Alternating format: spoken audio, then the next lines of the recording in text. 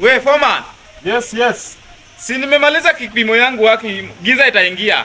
Hapana. Tunakaa hapa tumalize wote ndio tuende. Hebu kwanza kuja hapa. Unajua hii kampuni yetu imeingia in partnership na serikali. Sasa tunafaa tuiweke ikuwe registered na serikali. Sasa mshahara yote tunawalipa. Tutakuwa tunakata pesa ya SHA, tunakata NSSF na tunakata tax yote. Ndio tunawapea mshahara sasa. Hiyo itakusaidia tuseme ukizeeka na ukikuwa mgonjwa, yani itakuwa sawa kabisa. So kisha sign agreement mande mshahara ndio. Sasa na wenye hatukai wagonjwa sasa tufanye. Sasa hiyo mshahara itaingia after nimekatwa hiyo SHA. Ndio maana mtu hawezi pewa ajilipie. Iko hivyo. Anasababisha Bwana mimi umkati pesa yangu.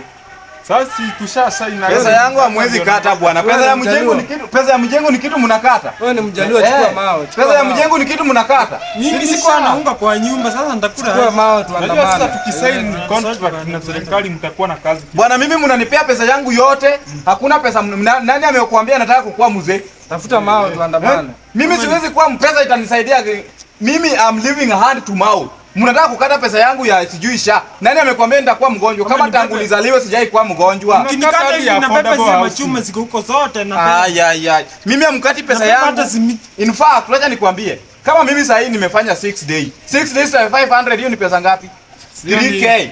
Mkate 1800 ya hizo vitu zote ndabaki na ngapi? 1200. 1200 kula wiki mzima. Sikia. Mama ya chakula sijalipa. Wiki moja sijamlipa 170. Multiply na 6 days. Hiyo pesa itabaki hapa. Sasa nafanyia kampuni. Si tunakata, tunajua hii ni contract na serikali. Siwezi fanyia kampuni mimi bwana. Mimi heri munipe pesa yangu.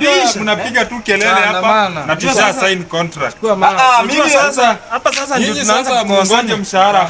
Tuuze vile vimazao hapa na tuende. Bwana mimi amunikati pesa bwana. Mimi heri munipe pesa yangu yote alafu niende nifanye site nyingine. Site ni mingi hapa Nairobi. Ama tuuze simiti. Mimi sitawahi fanya kazi hapa. Nataka pesa yangu yote na hakuna mahali mnanipea pesa kwanza.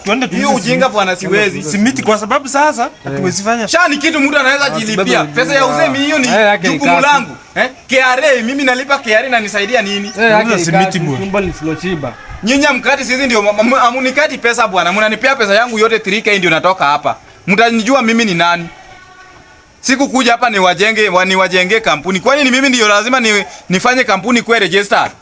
Mnanipea pesa yangu bwana, hiyo mchezo sitaki.